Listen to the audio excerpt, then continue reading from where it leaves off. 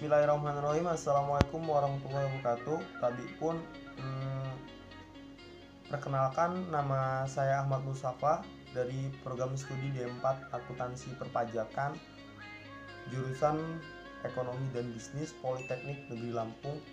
Di sini saya menjelaskan mengenai peraturan pemerintah PMK, tepatnya PMK nomor 86 tahun 2020. Jadi PMK ini menggantikan PMK nomor 44 tahun 2020. Di sini saya ingin menjelaskan terlebih dahulu.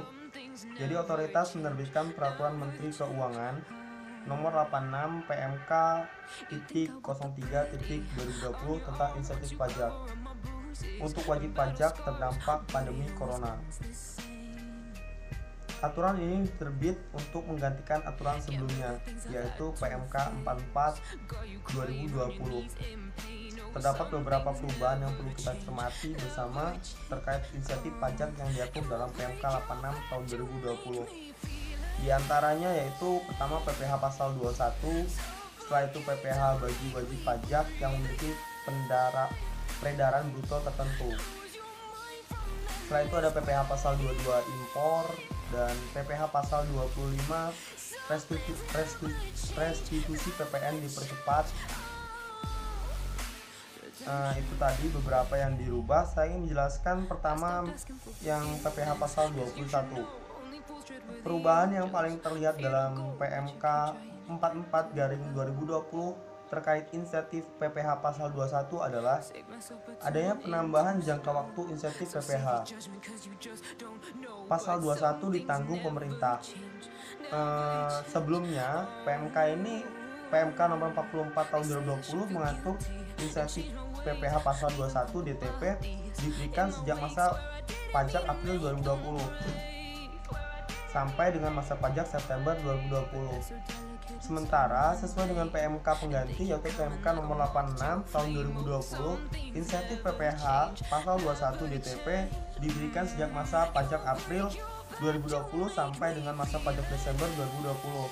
Artinya ada penambahan 3 bulan. Selanjutnya, dalam PMK 86 tahun 2020 terdapat ketentuan baru yang belum diatur dalam PMK 44 tahun 2020. Dalam PMK 86 tahun 2020, kewajiban pemberitahuan pemanfaatan insentif PPh pasal 21 DTP untuk wajib pajak berstatus pusat yang memiliki cabang dilakukan oleh wajib pajak berstatus pusat. Jadi sudah jelas ya, tadi PPh pasal 21 adanya penambahan jangka waktu 3 bulan yang tadinya dari PMK 44 itu mengatur dari April sampai dengan September. Di sini di PMK 86 ini dirubah yaitu dari April sampai dengan Desember. Ini yang perubahan pertama, yaitu di PPh pasal 21. Selanjutnya PPh bagi wajib pajak yang memiliki peredaran bruto tertentu.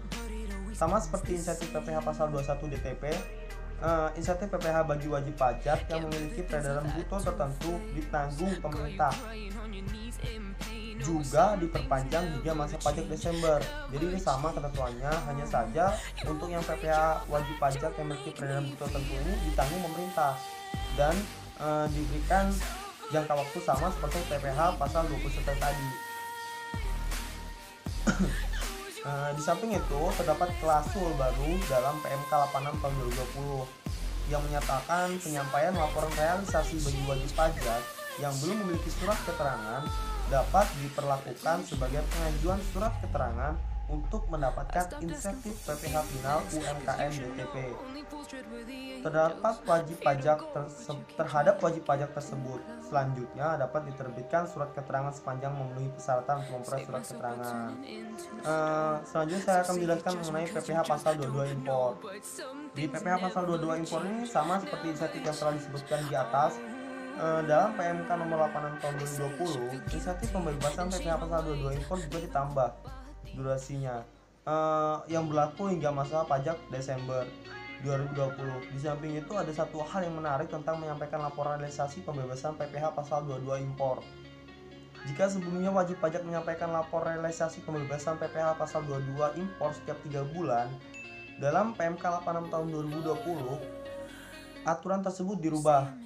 wajib pajak menyampaikan laporan realisasi pembebasan PPh pasal 22 impor setiap 1 bulan sekali, paling lambat tanggal 20 bulan berikutnya setelah masa pajak berakhir. Jadi masa pajak berakhir, setelah itu tanggal 20 di bulan berikutnya mereka baru menyampaikan laporan untuk PPh wajibnya.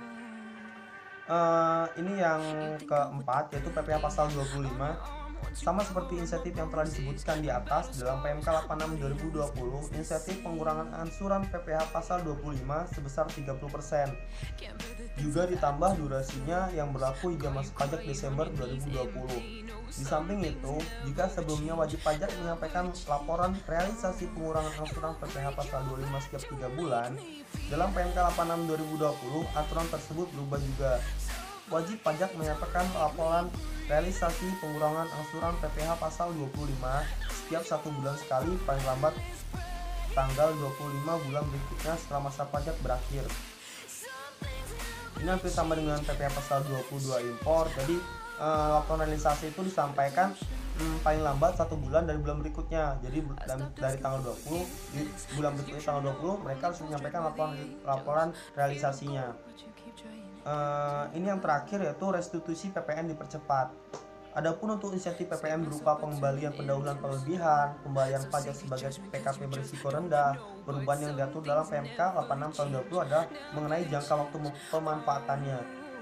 Dalam aturan sebelumnya, SPT, masa PPN yang diberikan pengembalian pendahuluan meliputi SPT masa PPN, termasuk pembetulan SPT masa PPN sampai dengan masa pajak September 2020, dan disampaikan paling lama tanggal 31 Oktober 2020. Sementara dalam PMK 86 tahun 20, PMK 86 tahun 2020, SPT masa PPN yang diberikan pengembalian pendahuluan meliputi SPT masa PPN, termasuk pembetulan SPT masa PPN sampai dengan masa pajak Desember 2020, dan disampaikan paling lama tanggal 31 Januari 2021. Mungkin itu saja penjelasan dari saya mengenai PMK nomor 86 tahun 2020 menggantikan PMK nomor 44 tahun 2020. Jadi di sini yang dapat saya simpulkan yaitu di pasal 21 yang jelas terlihat perbedaannya, yaitu adanya perubahan jangka waktu, yaitu penambahan jangka waktu 3 bulan dari sebelumnya September, di sini jadi sampai Desember gitu. Mungkin hanya itu. Terima kasih. Saya akhiri, wabillahi taufiq wal hidayah. Wassalamualaikum warahmatullahi wabarakatuh.